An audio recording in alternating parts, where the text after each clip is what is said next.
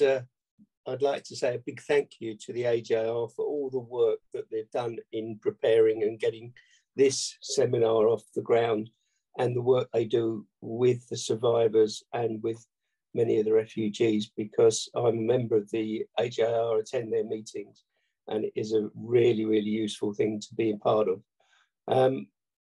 My name's Alan Lyon, and about 3 years ago now, I found some papers in my father's archive after he died, which mentioned the Dunera. And I didn't know much about it. He didn't mention much about it during his life. But following that, I did some research, joined up with the Australian organisation. And I thought this is something, a part of Holocaust history that we should not ignore. I mentioned the Dunera to a number of people that I came in contact with, and very few people knew anything about the Dunera. And it's something that is now quite close to my heart, and something I think we need to remember. And there was a UK Dunera Association. Most of the events are built in Australia. So I joined the Australian organisation and have been a member of their group for some time. But I thought it was really important we did something in the UK to actually look at a slightly different angle. The Australian organisation has looked at those people that stayed in Australia and have built lives and employment and families in Australia. What I was very interested in was what happened before people went on to the Dunera. People that escaped from the Holocaust in Germany came to the UK looking for salvation and freedom, only to find that they were rounded up and sent on a ship to Australia. So it's something that I built on, and I've got a very great lot of people that have been working on this with me. We've got Diana DaCosta, who is part of our organisation, Ian Henges, and of course, Alan and Rachel, together with Pauline Lyle-Smith. We've actually started this organisation less than a year ago, probably no more than about 6 to 8 months ago. And with all the effort that people have made, it's absolutely fantastic to actually see this seminar coming to fruition with the number of people that have actually signed up to it. So welcome everybody. I do hope you'll find interest in the evening and the speakers. And as Deborah's mentioned, many people have friends and family in Israel, and the Holocaust in Europe. We can't forget what happened there, and we can only remember and hope that this in Israel turns out in a lot better way than what we saw in Europe. So having said that, let me just introduce our speakers. We have Dr. Rachel Pistol, who is a historian and author with a special interest on World War II refugees and civilian internment, both in the UK and the USA. She works in the Digital Humanities Department of King's College London on Project Management Board of the European Holocaust Infrastructure, and is the lead for the new UK Holocaust infrastructure. She's also an honorary historic advisor to World Jewish Relief and their archive, and is on the committee of the Research Centre for German Austrian Exile Studies at the University of London. We're also joined by Alan Morgenroth, who is himself the son of a Dunera internee, Kurt Morgenroth, has been researching the Dunera saga for over 15 years. Through his research, he met Rachel, and in 2018, they were married the following year. They now research together. So what a wonderful team, and a team of really great experts. So having given that brief introduction, I'll hand over to Rachel, who will start the presentation, and I do hope everyone enjoys the evening. Thank you very much. Thank you very much, Al, and thank you, Deborah, for hosting this event. So As we were saying, that some of you might have attended a talk that I gave for the Dunera group as well. Alan and I gave 2 years ago now, I think it was, on Zoom. And in that talk, very much focused on the early camps and what the conditions were like in these early camps. So if you want to watch that, it is available on the AJR YouTube channel.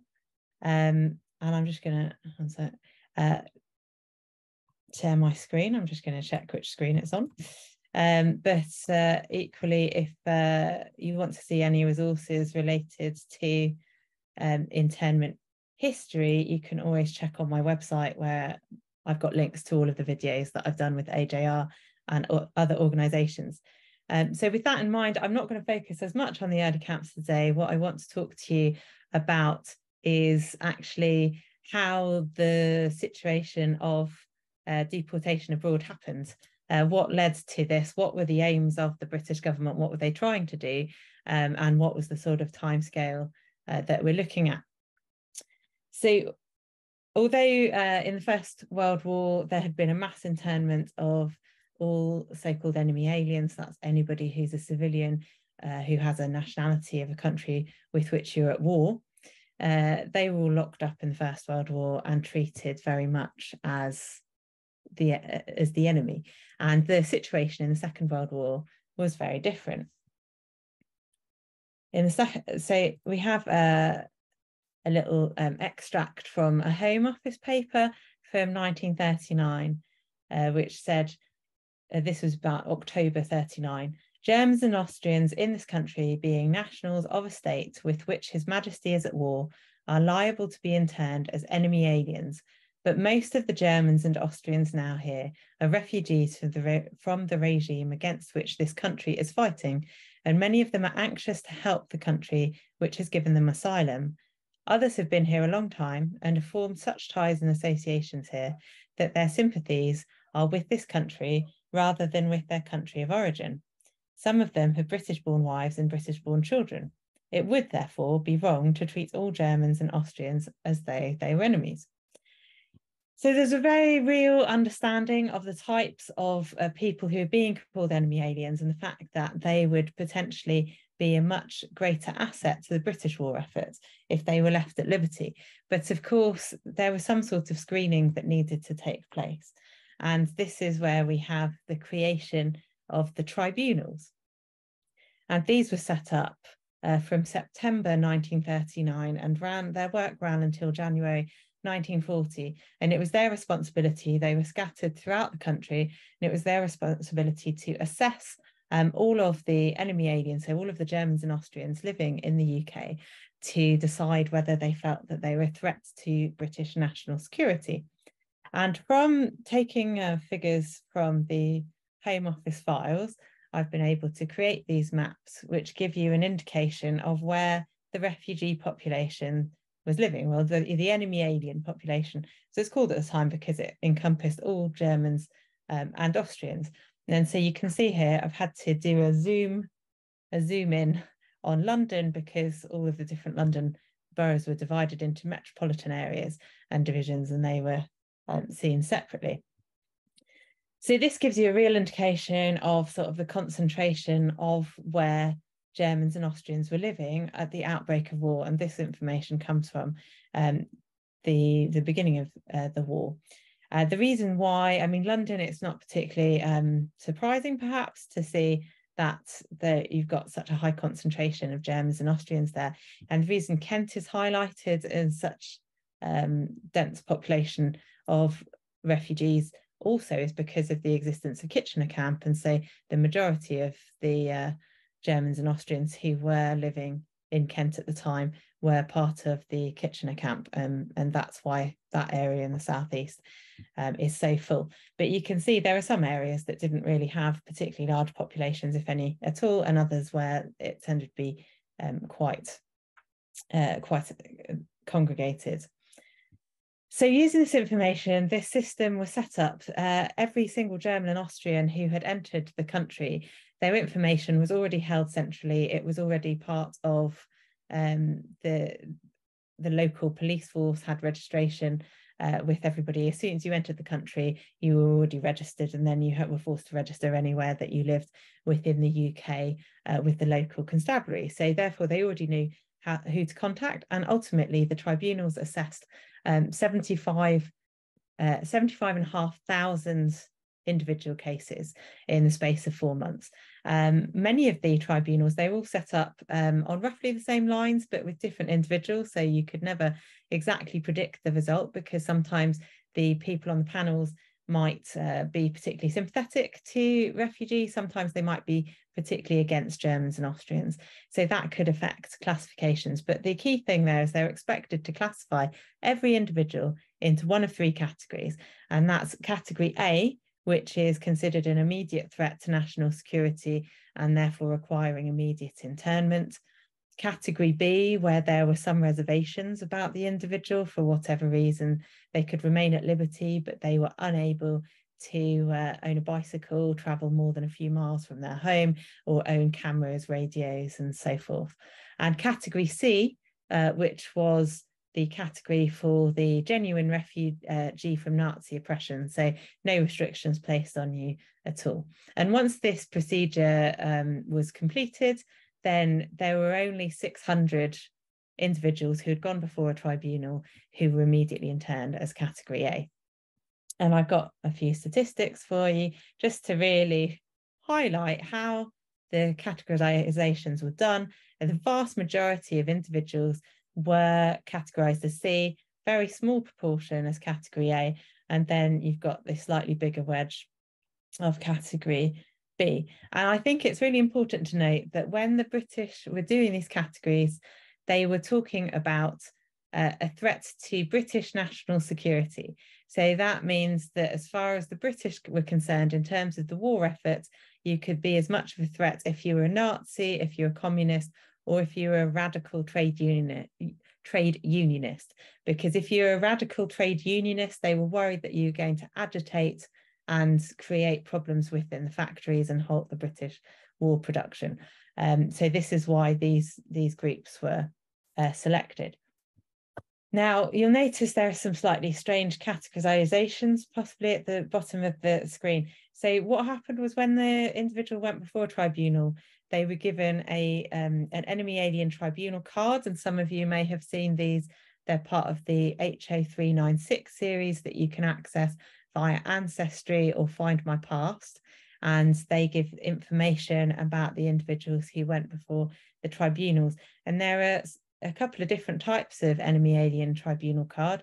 They were classified as refugee or non-refugee. It's not 100% accurate in terms of description, but there was an attempt at the time to try and separate out those who were refugees from non-refugees. And in the non-refugees, that could also include people who were, for example, were women who had been born in Britain, but then had married a German or an Austrian, because in the 1930s, you still lost your nationality if you married a foreigner, if you were a woman. So you acquired that nationality. So you had a number, it's a small number, but still significant, of British-born women who were classed as German or Austrian because of the nationality of their husband.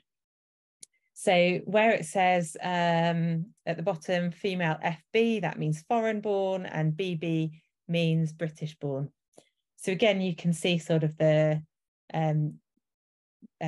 distinction here, and you can see that we have a huge, in terms of the gender divide, it's not quite equal. We do have a few more women than men. But what sort of timeline are we talking? I mean, this has happened over September 1939 to January 1940. And here's a brief timeline of some of the events that happened in internment, some of the main events from September 1939 to July 1940, which of course is when the Dunera set sail. So we find that after the declaration of war is made on the 3rd of September 1939, this is when we have the 4 months of enemy alien tribunals where everyone is classified. And so far as most people are concerned, they're quite happy. They've caught the major threats to British security, and therefore most people can remain at liberty. And this remains the case until you start to see what happens with Norway and the invasion of Norway, the invasion of France. Suddenly the chance of a German occupation of the British Isles becomes a very real possibility.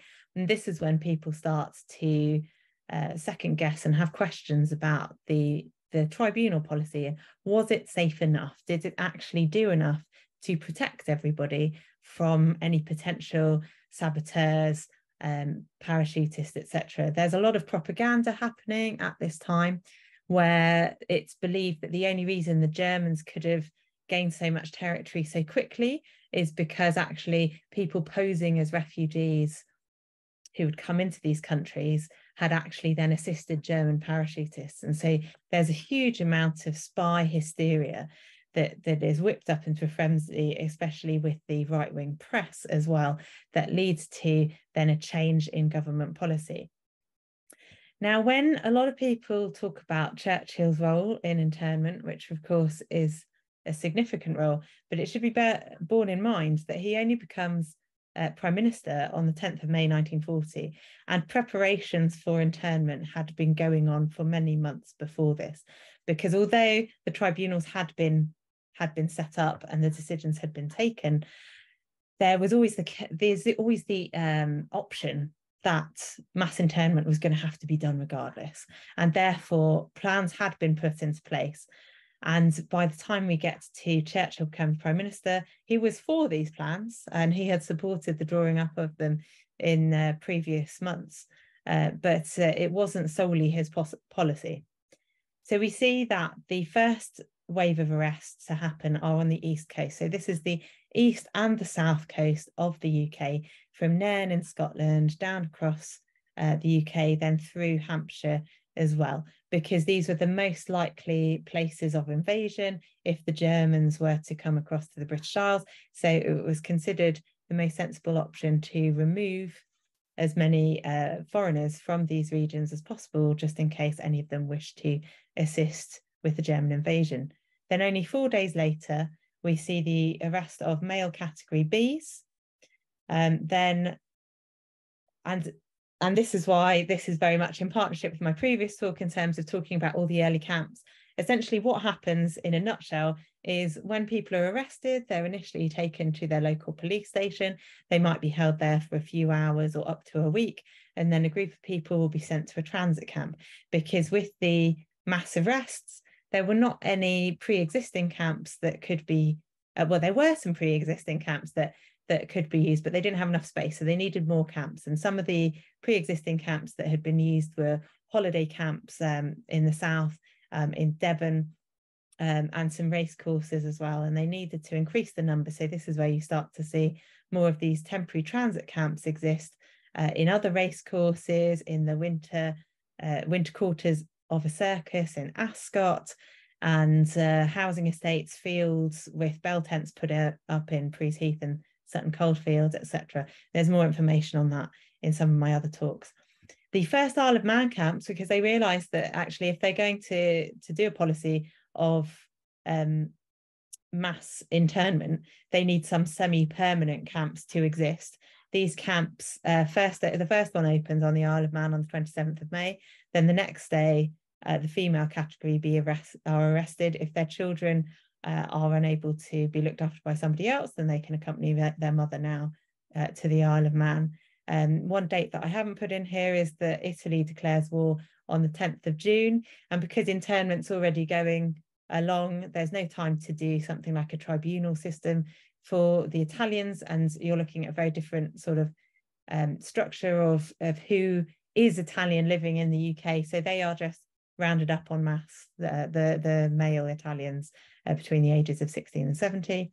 And then the circular for mass internment, which some of you might have seen, especially if you've looked at the enemy alien tribunal cards, is put out on the 21st of June 1940. But arrests don't actually happen until the 25th of June, and then they come in 3 different waves that go through into early July, because they can't actually physically arrest all of the male category Cs because there's no place to put them, which is why they have to do them in waves. And the reason why space becomes available for them to put them is because they've started this transport abroad scheme. And this is where we see that there are 5 ships. You see the Duchess of York set sail for Canada on the 21st of June 1940, the Arundel Star on the 30th of June, which was tragically torpedoed on the 2nd of July with a huge loss of life. The Ettrick set sail on the 3rd of July, the Sobieski on the 7th of July. All of these were set for Canada. And then the survivors of the Arundel Star, along with a whole load of new people, were put on the Dunera, which was the only ship sent to Australia. And that's the 10th of July 1940. And also in this month, we see the first white paper published, which is to help people be released from internment. So as you can see, I hope from that slide, everything's happening all at once. There's very little time in between things. And this, I think, helps to explain some of the chaos that happened with the whole deportation abroad. Just to show you what Winston Churchill said in one of the House of Commons debates on this topic on the 4th of June 1940. He said, "I know there are a great many people affected by the orders which we have made who are the passionate enemies of Nazi Germany. I'm very sorry for them, but we cannot at the present time and under the present stress draw all the distinctions which we should like to." And this is why they start to introduce a way for people to be released quite early on in internment, because they're aware they don't really want to keep refugees locked up for a long time. So why did they deport people? Why was this? And this is a big part of this is because there's simply not enough space. It's also that it's taking up a huge number of service personnel. This is an extract from a Home Office paper explaining the deportation policy.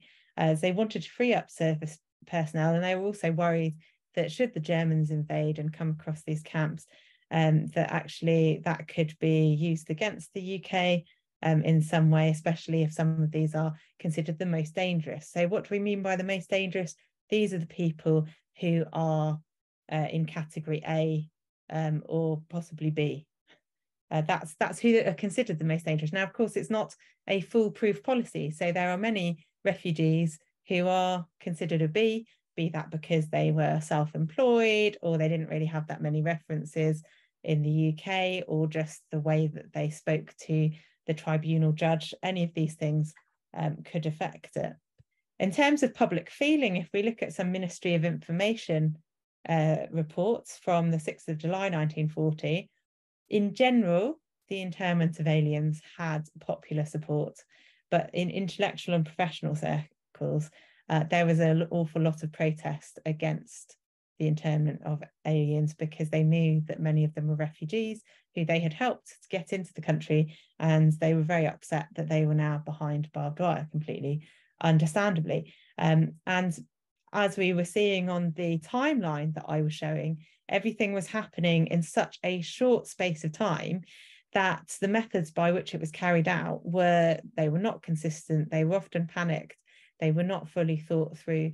Some of the worst conditions of internment happen in these early days because there's not enough food. There's not a huge amount of communication between camps. People are moved between camps.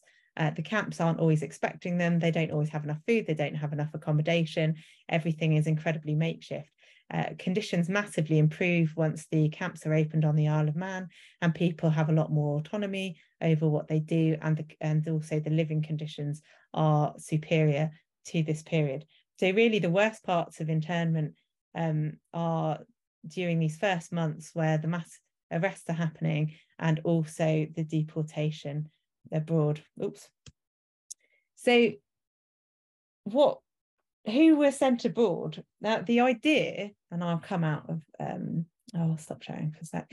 The idea was for these most dangerous people, so people who've been category A, were meant to be shipped abroad, and also prisoners of war. So some of these people who had actually been caught, they were not civilians, they'd been caught in combat and brought across to the UK. And these are the ones that they're trying to ship abroad. And the government had organised all of these ships ready, but actually, in terms of the numbers, there were only about 2,500 of these really, really considered the most dangerous of all of the internees. And that capacity was quickly used up. And they said, well, we've got these ships, and we need to create more space on the mainland. So that means that we need to find other people who we could send abroad in addition to the most dangerous, because we don't have enough of the sort of most dangerous people in order to send them abroad. And this is where they start making decisions about who to select. And the big thing that they were trying to do is they were trying to send across single men. So there was never an option, although some men were told that their wives and children would join them if they were to volunteer to be sent abroad. And Alan's going to talk more about the conditions that people ended up on the Dunera in just a second. But I think it's really important to note that what they were trying to do is they were trying to find single German, Austrian and Italian men who they didn't think that the separation would be as hard on, especially if they were younger. This is what they certainly did for the ships going to Canada, is that they put an age limit on it, and they said, right, we've got single men, and they won't find it as traumatic because they don't have wives and children left in the UK.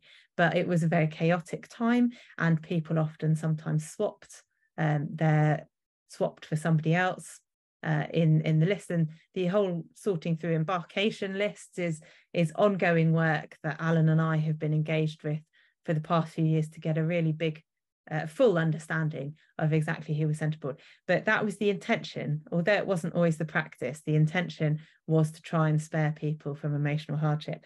Now, when it comes to the Dunera, it's almost like all rules go out the window, because some of the internees are promised that they can have their wives and children join them, so they volunteer, and that was never the option, because Australia and Canada were never going to take anyone else than men who could be shipped back to the UK at the end of hostilities. So I will leave it there, and hopefully I've teed that up nicely for Alan to then jump in to talk about exactly what happened on the Dunera. Thank you, Rachel. So who were the internees aboard the Dunera? When and where had they been interned initially? The first place to go looking for the names of who was interned are on the Dunera embarkation lists. And as you see, I've put two very large warning signs across these papers, which are found both in the National Archives in the UK and in Australia. So these were the lists that were sent with the internees aboard the Dunera. But as you can see, there's 12% errors. The biggest error was that 200 people were missed off the lists altogether. But the rest of them show that we've got a large number of people on these lists who weren't sent. So this little table here shows that the embarkation lists have a total of 2,367 people listed on them. 61 of those people we've identified never left the UK. One was taken off the ship and 3 died en route to Australia. And then there were 240 which had been missed off the lists altogether. 200 of which were all those that came from Morag Camp on the Isle of Man. Now, there's a wonderful file in the National Archives which says discrepancy on the embarkation lists. And it wasn't until January 1941 that they discovered exactly who had gone to Australia. And the only way they did that was by accepting the lists that the Australians had prepared in Australia of who actually arrived. So in total, 2,542 people arrived on the Dunera. And if you take the 4 that either were taken off the ship or died en route, 2,546 left Liverpool. So if we look at this side, you've got the different lists within these embarkation papers. So the first list was German Arandora Star survivors, of which there were 251. Italian Arandora Star survivors, of which there were 200. Very nearly 1,000 came from Huyton camp in Liverpool. 300 came from the Lingfield Racecourse camp in Surrey. And then 3 lots were sent from camps on the Isle of Man. So Central Douglas camp held 319 people, Onken camp 262, and Morag camp 200. And despite a huge amount of work, there are 17 names that we haven't yet managed to reconcile, mainly because the spelling of names is very often different from one list to another. So, but that is an ongoing piece of work that Rachel and I have been working on with some help from some students at King's College London who work in the summer for us, so that we're trying to create a comprehensive database of not only those who got shipped to Australia, but those who got shipped to Canada as well. But it's going to be some time before that work is complete. So if we then look at the individual camps, and I'm going to start with Huyton camp, which was the largest of the UK mainland camps, which was a unused. It was a brand new council housing estate just outside Liverpool. And people were gathered there from all over the country. And they included people who were arrested with the East Coast arrests in the first lot in 12th of May, people who were B category from around the country a few days later, but also people who'd been arrested under category C at the end of June, beginning of July. So here, the authorities, and what I'm going to read out are various quotes from the Dunera memorandum sent by the leadership of Camp 7 at Hay in Australia once they'd arrived, complaining about their treatment. And it says, the internees coming from the internment camp at Huyton near Liverpool were promised by their camp commandant that going overseas meant more personal freedom, subject to certain restrictions, and possibilities for work in one's own sphere. Their wives and children would follow shortly. Any prospective trans-migrants would not be placed in a worse position regarding their migration plans. Now, with a lot of people wanting to migrate to the USA, then this was quite an incentive because they thought they were going to be sent to Canada, and therefore they thought that it was going to be easy to migrate from Canada to the USA rather than from the UK to the USA. Sadly, this very definitely wasn't the case because the USA prevented any refugees entering the USA unless they had paid for their own crossing to the USA. And since their crossing was paid by the British government, if they wanted to go to the USA, they had to be returned to the UK and then go back across the Atlantic to gain entry into the USA.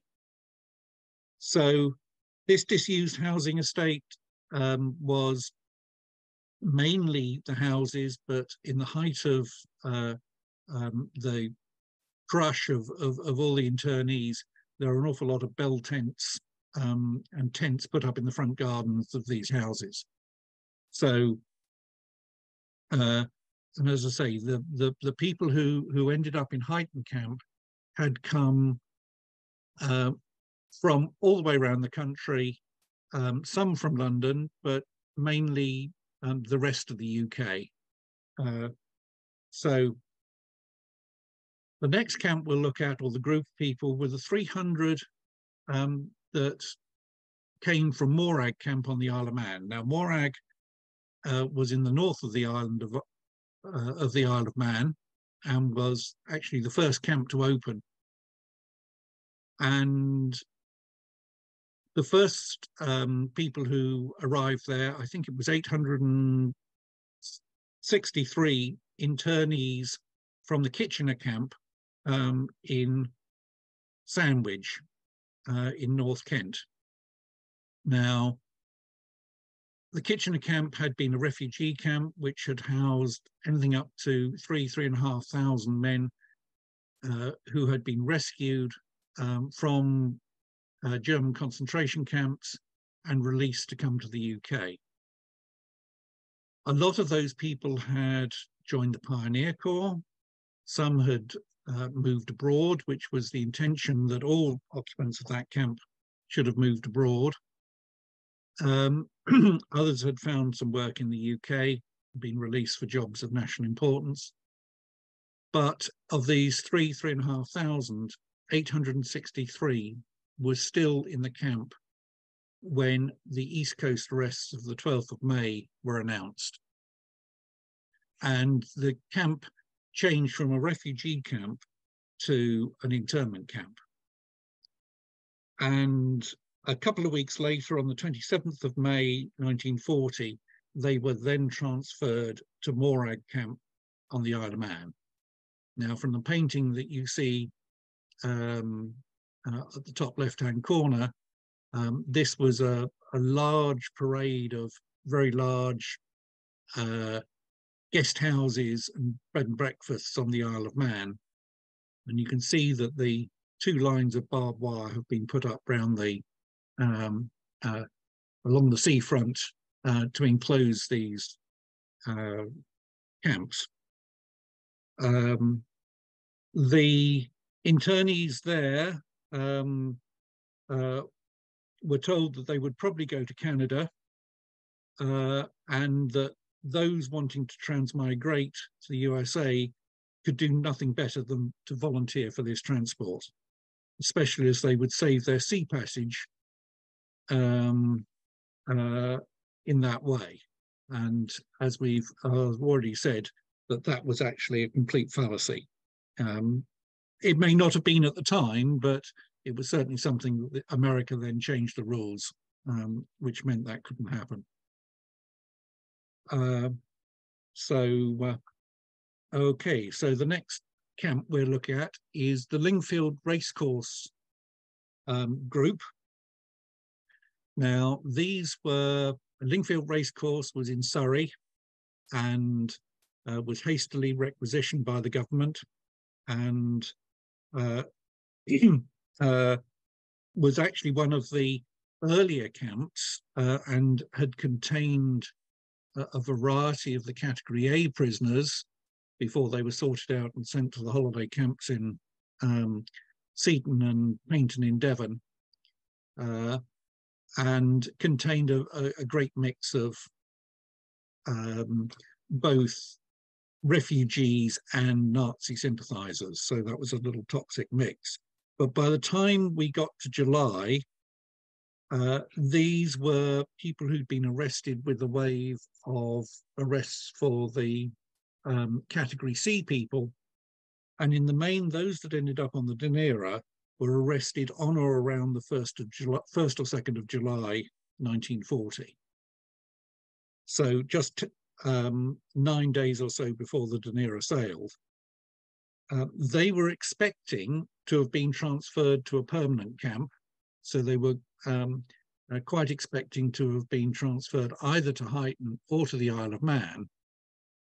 And it was a great surprise when they arrived at Liverpool docks that they were put straight onto the Dunera and shipped abroad.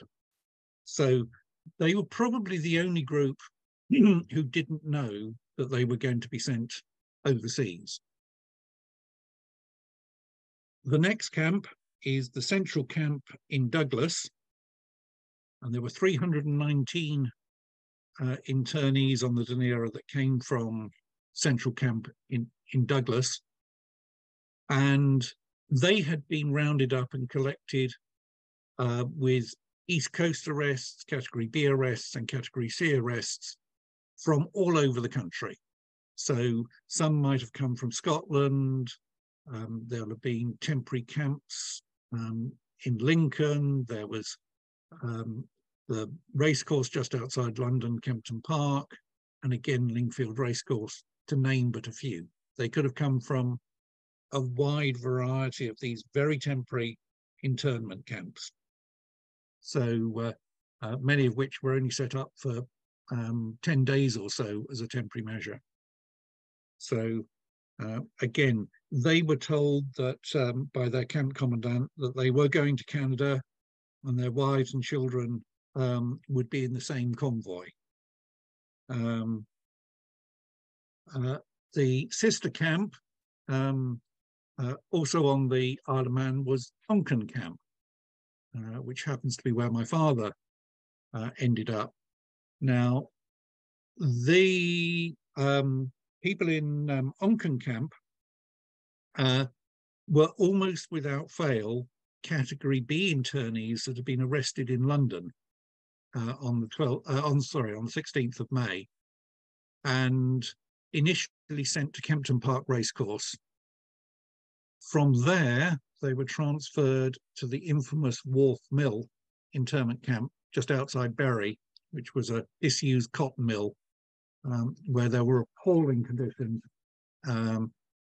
without much sanitary facility and leaking roofs, and it was the worst of all the temporary internment camps. And from there, they got transferred to what has a reputation to be one of the best camps on the Isle of Man, which was Onken. So Onken had, again, lots of large guest houses and bed and breakfasts, but it also had quite a lot of open space. So there were tennis courts within the compound. They had access to large fields and sports grounds outside the camp. And although it was a little shambolic when they first arrived, then this was, by comparison with Wharf Mill, where the conditions were dreadful, but they were at least fed, and Kempton Park, where there was never enough food. Onken was considered a considerable improvement.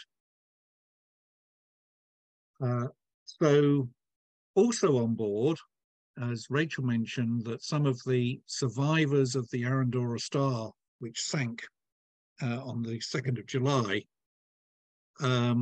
were bundled up again and shipped out on the Dunera. Now, this group is a very mixed group, and it's very difficult to categorise because within the 251, they were all considered Category A. So about 100 of them had been merchant seamen who'd been captured either in ports in the UK or at sea in the Atlantic. Some had been brought from West Africa to the UK for internment, so from British colonies in Africa, so in particular Sierra Leone. There were German nationalists who potentially had Nazi sympathies, but there were also this mix of Jewish refugees or political refugees, which, although very much anti-Nazi, were considered by the tribunals as a potential threat because of their political leanings, whether they were communists, trade unionists, or whatever. So that group of 251 took a little while to sort out in Australia once they'd arrived as to who should be with whom. During their internment, most of the hardcore Nazis had been shipped out from the Warners holiday camp in Seaton to Swanwick House in Derby. And it's interesting to note that the prisoners of war and the Nazi sympathisers tended to have better accommodation than the refugees. So that might have had something to do with the fact that the prisoners of war were covered by the Geneva Convention, which civilian internees weren't. and that was the case until well after the war, when those rules were changed. There were also then 200 Italians on the Dunera who were again survivors of the Arandora Star. Now, it had been the intention of the authorities to only deport the Italians that they thought were members of the fascist clubs in and around the UK. But by the time the Italians had swapped their names on lists and general confusion at the time, that wasn't necessarily the case. And about 450 of the Italians died on the Arandora Star. There was another, I think, 50 or so who were in hospital and couldn't be put on the Dunera, but 200 of the survivors ended up on the Dunera. Now, they had been collected from all sorts of areas around the country: Southampton, Edinburgh, London. People have been sent to Lingfield. They'd also ended up in Huyton Camp, but those in South Wales had gone to Cardiff Barracks, and there was also quite a few interned in Pembroke.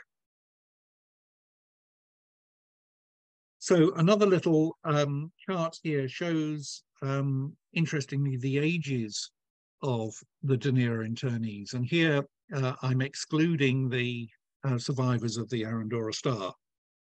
And it's quite interesting, as Rachel was saying, they were trying to select single men, and in particular, a lot of the youngsters who they considered to be empty mouths.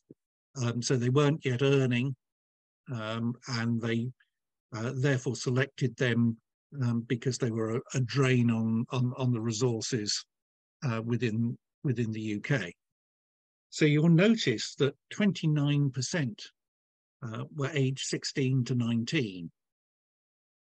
And with the other little pie chart at the bottom, you can see that 35% were aged 16 to 21, which meant at the time they were considered as minors, because the age of consent or the age of majority was 21 in 1940. And that caused problems for some of them returning because they needed their parent or guardian's permission to return to the UK because of the dangers of shipping being lost. And as a result, quite a large proportion of those ended up in Australia and joining the Australian Army. Releases from internment will be a completely different subject and one for a future webinar. So with that, I'll just put up a final slide to say that obviously UK Dunera Interest Group, we've set up our own website. It's in its early stages at the moment, but we will be posting more information on there in due course. And you can join our mailing list so that you can be made aware of future events such as this one, and occasional posts as to when we put some new information up. Rachel also has her own website, and there are various information and blog on the website, not only about Rachel's work, but about internment in a wider context. So in due course, when we sorted out our new database of those deported from the UK, details will appear on Rachel's website in due course. And pictured alongside are 3 of Rachel's books. The 2 of particular interest to this group would be Internment During the Second World War, which is a comparative study of Great Britain and the USA, which gives a lot of detail about the early camps. And that book is out in paperback, and relatively speaking for an academic book, now affordable. You can probably get a copy at about £25. The second publication, British Internment and the Internment of Britons, is a brand new publication. It's only out in hardback, and unfortunately, being an academic book at the moment, it's about £80, and I would recommend waiting till it comes out, hopefully in about 12 months' time, in paperback, along the other one. So Rachel talks about early camps and the internment policy in that book, and I have got a chapter in that book, my first chapter, talking about internment of the Dunera internees in Australia. And with that, I will hand over to Ian and Deborah, who are going to look after the questions from the chat. And I will probably move room and join Rachel so that we can answer questions together. Okay, sounds good. Thank you. There aren't actually any questions on the chat. There are just people who want to share their experiences, you know, the story of their parents a little bit. So I wonder if anybody does have any questions, specific questions. People are asking, Rachel, if the slides can be shared, your slides. Well, both of your slides, I guess. I don't know how you feel about that. At the moment, no, because we're in the process of trying to turn them into publications. Right. But obviously they're available on the video. Yeah, that's fair enough. That's fine. So the other option is if someone wants to wave and speak, we can unmute you. We will have to look up for you. Jonathan, you're not, yeah. Jonathan, you're waving. I actually meant virtually waving, but physically waving is fine, and you're not muted, so go ahead. Okay, so it's Rupert. I'm sitting here with Jonathan. We're second cousins. Both our grandparents were on the Dunera, something I only found out about a couple of years ago. Didn't really know any of this history until recently. What we were interested in was, are there actually records of the tribunal hearings for each individual? So can one see why an individual was given a particular class? Do those still exist? So the tribunal, it's an excellent question. The tribunal cards do exist for everybody. Most of the time, if somebody was classified as C, there was nothing written. So you see the front of these cards. I was having problems with opening stuff in PowerPoint, so I might not be able to show you an example right now, but the front of the cards gives their biographical information, such as their first name, surname, occupation, date of birth, place of birth, etc. And on the back of the card, the tribunal could record any decision that they'd taken. Now, on a C, they mostly didn't bother, because they're just like, if they did say anything, it was, this is a refugee from Nazi oppression. But on the A and B, sometimes the tribunals did write why they had made them A or B. But the problem is that's considered very sensitive information, and therefore will not be made public until 100 years after the record was made. So at the moment, we have to wait until sort of 2039, apart from in the case of 2 files that were digitized by either Ancestry or Find My Past, where they accidentally did copy the backs of 2 files regarding people who were sent to Canada. And so you can read the backs of those cards in terms of why people went across. But sometimes they exist, but we can't access them, and sometimes they don't exist. So it's a question that, unfortunately, we can't get a direct answer to at the moment because of the National Archives GDPR concerns.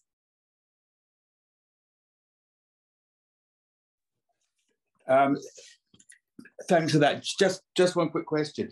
I've applied through Q for records which have been obviously held for 100 years or whatever, and I was able to get them opened up under Freedom of Information Act. Is one able to do that if I apply as a direct family member under Freedom of Information Act? The answer to that is yes, but again, it seems to vary very much as to who you get on your case at the time as to how they apply the rules. The main sensitivity would be, or used to be, whether the person could still be living, and they would never open up a file for anybody else if that person was thought to be alive. Now, sadly, I think there may be one Dunera internee still surviving, but I'm not sure whether we have any left now. Sadly, 4 have died in the last year of the last survivors. So there is the option for, under the Freedom of Information Act, because sometimes the people who came back to the UK had files about their naturalisation. Yeah, now those you can get a Freedom of Information request on. The tribunal cards are a bit of a trickier one. Really. Sometimes the copies of those cards are actually on their naturalisation files, and also there are files on some individuals held by the security services, and there is always the option that if one of those files was then talking about children of those internees, that they would redact all that information on those individuals. So it's a bit of a lottery.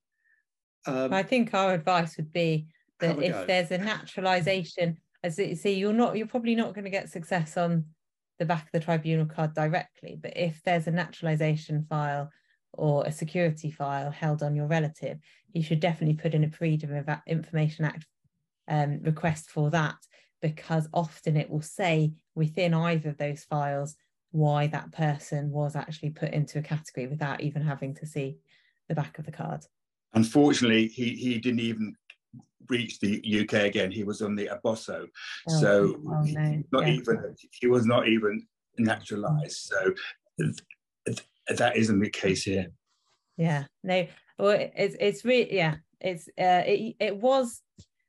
The National Archives in 2019 actually allowed us to take out the cards and see them for the first time, and that gave us access to the fronts and the backs of the cards.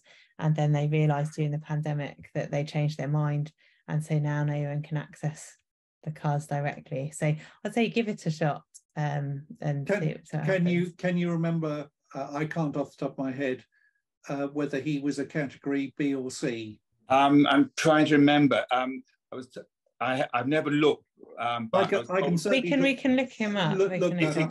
I think he was unfortunately pretty high in inverted comma risk, because from what I heard from my grandmother, he was in the photographic business. When he escaped from Berlin to here, he got a job as in the photographic industry, and I think that meant that they were worried that he was a risk. I think so. If I would be very interested to know what he was. He was either A or B. I will look it up for you, and I'll send you an email.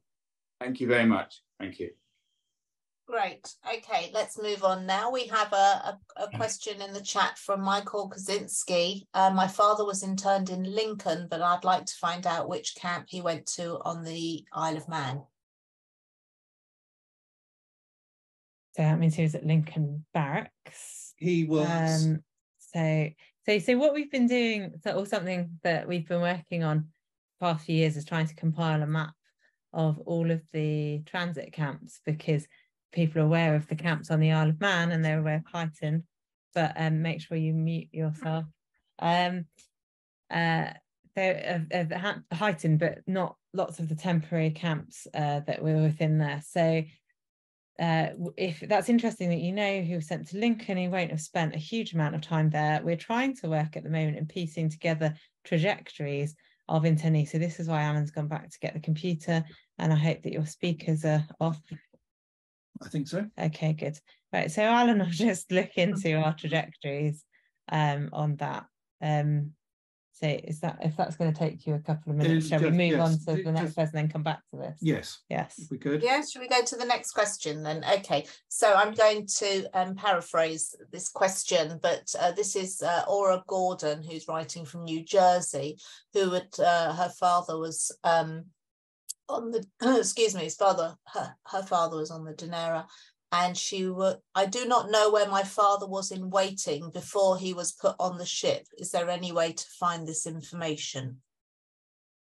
So firstly, I think it's really important that everybody knows that that is really common, to not know where people were. And we also have to remember that there are not existing lists that say where people were, apart from the embarkation list, which indicate the camps that people were in immediately beforehand. This is why we've been doing so much work on trajectories, because we're trying to help based on, Alan's been doing a lot of work with serial numbers of the internment numbers that people were actually given, in order to figure out where they were first assigned a number, and then we can figure out mostly where people went through. So it's the type of thing that we can only really do on a case-by-case basis. So if you want to email us, we can look into that further. Right. How are you doing with that research, Alan? Shall we go on to the next one? Okay. Can you just confirm, Jonathan, your father's name? It wasn't Jonathan. That was a different question. Yeah. No, it was Jonathan, I think. Yeah. Jonathan. Oh, sorry. It was my grandfather. It was Ernst Burchard. There was also a Marcus Burchard. So, okay, let me just try and find the right one. But they're all cousins, but no, that's not him. Okay, let's go on, because we've got quite a few questions coming in, so we'll come back to that. Miriam Baruch writes, my father was category A, Arandora, and then Dunera. He told me that when they arrived in Australia, the Australians were expecting Nazis and were very surprised who the internees were. Do you have any information concerning what the UK told Australia about the internees? Yes, nice to hear from you. I think you're talking about Ludwig, who's written some very interesting diaries about it. But we have two things, actually, very excitingly. There are two memoranda which were created. They're held in the Home Office at National Archives Kew. And there was a memorandum for the Australian government that was sent during the time that the Dunera was sailing from Liverpool to Australia.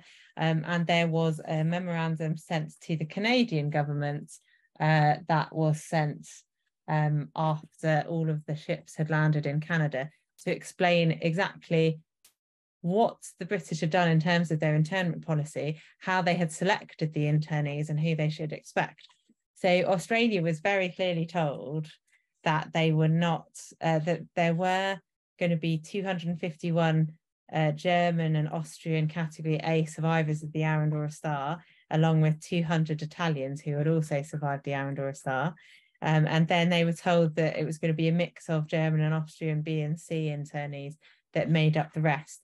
So they were told, but it clearly didn't filter down immediately, because, as you say, when they arrived in Australia, there was a little bit of a surprise about who they were. But unlike in Canada, Australia very quickly cottoned on to the type of people who they had in the camp and realised that most of them were refugees, and therefore they were much more relaxed with them. Whereas in Canada, everybody, regardless of whether they were a POW or not, was treated like a prisoner of war, and they never relaxed anything. They just treated everybody exactly the same, apart from when they then eventually, after a lot of protests, separated the pro-Nazis from the refugee elements. And then the Canadians decided that the best way to treat the Jewish refugees would be to put them in the awful camps with really bad conditions, where everything was just a mess and there were no sanitary provisions particularly, and to put the Nazis, because they considered the Nazis much easier to deal with because they were better organised, in the premier camps. Whereas in Australia, you didn't have any of that. There was just quite a lot of sympathy and understanding in terms of the setting up of the camps. Okay, thank you. Let's go to Susan Birnbaum. You've got your hand up. So I'm asking you to unmute. There we go. Hi, thank you very much. It's such an interesting topic. It's amazing 80 years after this has all happened that we're all still trying to find out about our relatives and what's happened to them. So I have two parents that were interned separately. They didn't know each other. Well, they did know each other at the time, but they weren't married. They're both from Vienna. My father was interned to Canada for 2 years. How do we find out some more information about where he was interned, or what the conditions were, or what he was doing? We really know very little, and he actually didn't really talk about it when he got back. Yeah, that's really my question. Our mother was interned on the Isle of Man, so we know a little bit more about her circumstances, and we have dates. But how does one go about finding out more about Canada? That's my question for you. Thank you very much. Very interesting talk. Canada is, as far as Rachel and myself are concerned, is a little bit working in progress, because I'd been working on the Dunera for some time before I met Rachel. That's a little bit more advanced, but we have been working on the embarkation lists of both the Ettrick and the Sobieski. Unfortunately, the embarkation lists of the Duchess of York don't exist. And we're having to try and reconstruct them from the cards held in the Home Office internment card files, the HO396 files, which I'm pleased to say we've had a great deal of success with, but we've got some 4,500 names to collate and analyse. So most of the data collection has been done, but it's probably going to take another 12 months to start analysing it. Now, again, I will be able to probably look up. So if you'd like to send Rachel an email via her website, we can actually look. If anybody who wants to make an inquiry, we can't promise to do it quickly because we're both very busy, and a talk like this suddenly will give a deluge of inquiries. But we will be able to look at individual cases and give you a good idea of which boat they were on, and therefore which camp they ended up in Canada. We've also got lists of Canada, the camp, if they came back to the UK or were released in Canada, which was their last camp of internment. So like in Australia, they move around from one camp to another. I think it was quite difficult to get back to England once you were actually in Canada, and you had to have people vouching for you and providing employment, and it wasn't so easy to get out of there, I don't think.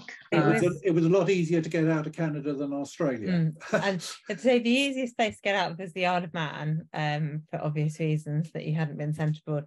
But yes, you're right, that if you had been sent to Canada or Australia, your internment tended to be longer because you had to get back.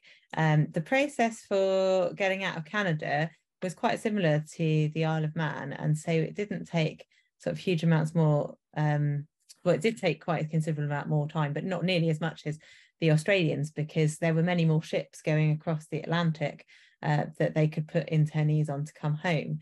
Whereas with Australia, there was really limited shipping available, and that's why they very much prioritised people who had joined the Pioneer Corps, whereas in Canada there was a lot more sort of flexibility.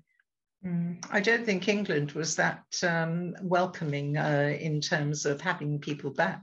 They really had to prove that they weren't going to be reliant on the state. And well, that was the same for everybody, even those on the Isle of Man, because you can see it's quite a lot of times people will say, for example, they'll get some sort of job offer, but they don't leave internment for another 4 to 8 weeks, and that's because they couldn't find a house to live, for example, and so they weren't allowed out of camps until they had the accommodation and the job sorted.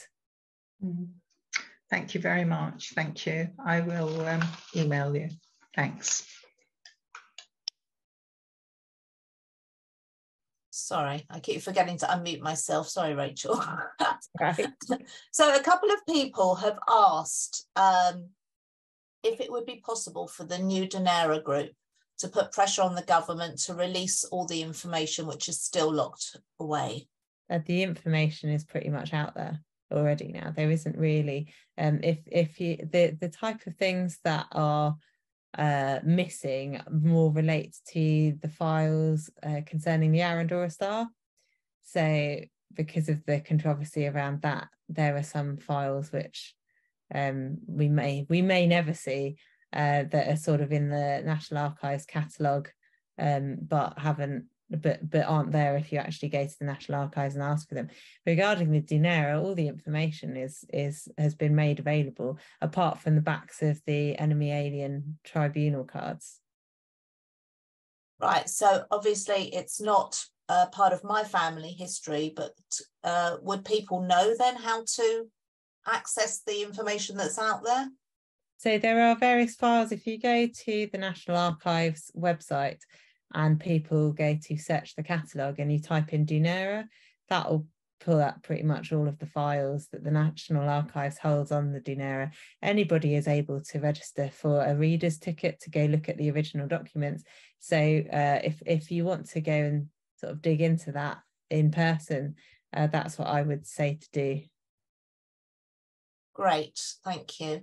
Okay, another question here is, can you provide a list? It might be something that you do after the session today. Readily available reference books that can be consulted on the Dunera specifically. This is Peter speaking. I have a number, but would like to know if there are any others.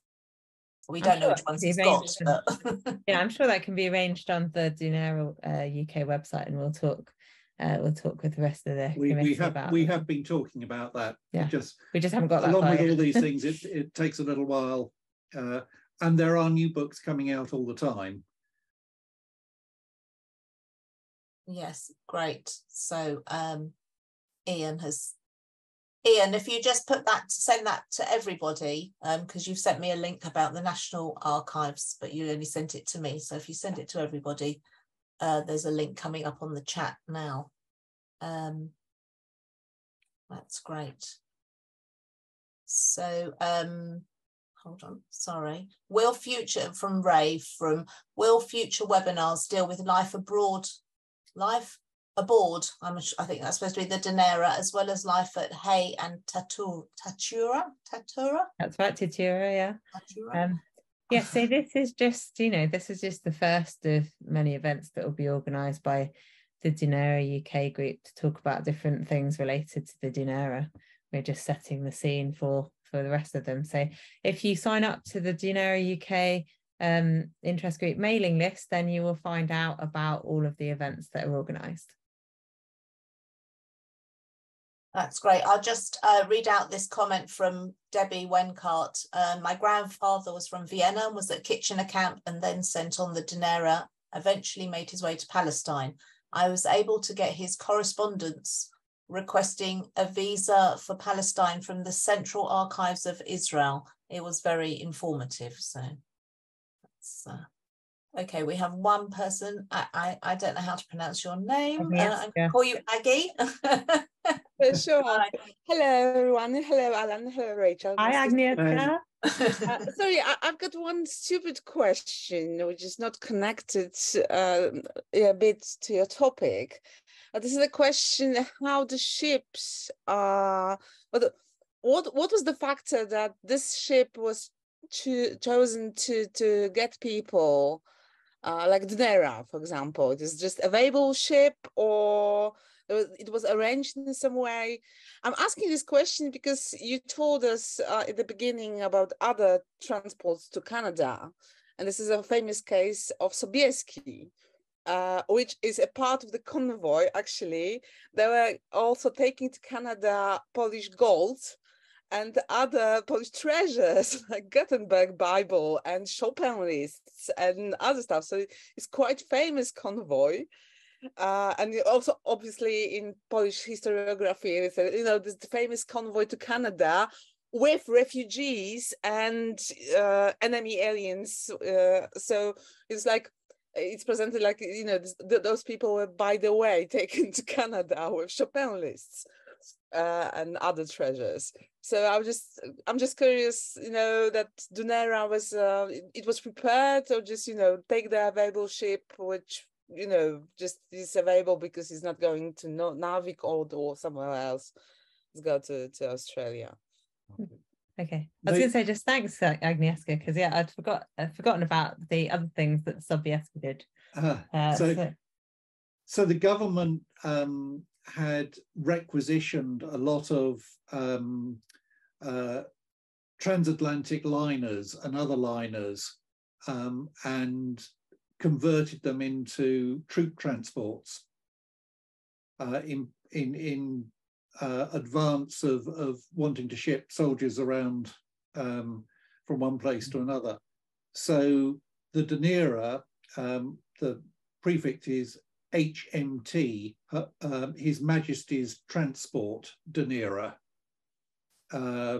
So it was just a boat that had been previously a cruise liner, transatlantic liner, or I'm not sure which route it normally took. And it went in and it was painted, normally it was white. It then had dark wartime livery painted on it, and it became a troop ship. So before it went to Australia, I think it was bringing back troops from France.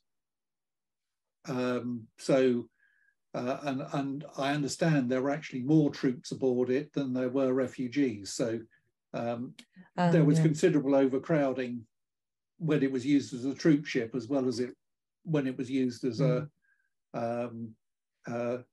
transport for civilian refugees. Yeah, and I mean the Arandora Star, for example, was a luxury cruise liner that was used. So you can still get posters of the Arandora Star when it was, you know, it was a really expensive luxury liner that was then requisitioned, converted for transport.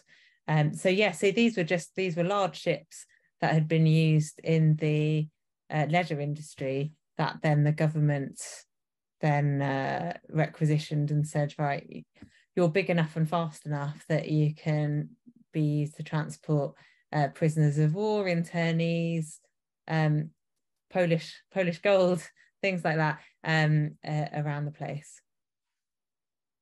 Okay, thank you. Lovely. Right, I'm going to bring Alan in here now, because I think we're running out of time. So no more questions, please. But thank you, everybody. Thank you very much, Deborah, and thank you, Rachel and Alan. I think it was an extremely interesting evening, and I do hope everybody got something out of it. I can see there was lots of interest from people's personal research. And I think Alan and Rachel mentioned that we are still developing the website. So I'd encourage people to sign up to the website, because we will be putting a list of material, books, of various information on the website so people can carry out their own research. And I think that's the best thing we can do, rather than ask Alan and Rachel to do too much work, because they are extremely busy. But anything we can do to assist, we will do. I did see a question from Anthony Field about, can we put pressure on the government or various authorities to release some of the information? And I'm not quite sure how we would do that, but certainly we can try and see whether we can release some of that information that is kept locked up. Whether we'll be successful or not, I don't know, because I think Rachel's mentioned GDPR, though, those 4 letters that mean a lot to a lot of people. Yeah, and they've also released the files now. That's not it's not as big a thing as it is. I mean, certainly it was a problem before, but the files are all freely available now. So, okay. Hello, Anthony. In relation to your father, Willie, then he was very definitely category C. So there is very unlikely to be anything on the back of his internment card. So I think there's unlikely to be any information on Willie that hasn't yet been released. Okay, so I think we've got an answer to that question. So there's nothing more we can actually do to get information released that's not been released. It's all out there in the public domain. So I'd just like to thank Deborah for all the effort she's put into organising behind the scenes, and the AJR for the organisation of the webinar, for Alan and Rachel and the team on board to get this off the ground. I think this is an absolutely amazing success for the first event. I would encourage people to feed back to us what they thought of the event and what they would like to see perhaps in the future. Anything you can add, anything you can respond would be very useful for us in carrying out sort of further research and looking at what topics people may be interested in. So thanks very much, everybody, for joining us. We had a total of about 69 people on the call at one time, so that is absolutely tremendous. And I feel that this has been a really useful evening, and I know that people have joined us from various places across the world. So thanks for coming along, and I do hope you join us on our next event. One of the comments that was made to me today by our Australian colleagues, so I was on a call with them, was haven't seen anything from you. And I think the comment that I made was, we haven't done anything else yet. That's still to happen. So we'll be working on that from now on. And we'll make sure that we will let you know if you sign up. So thanks very much for joining us, and good evening from me and from everybody else. Thank you very much.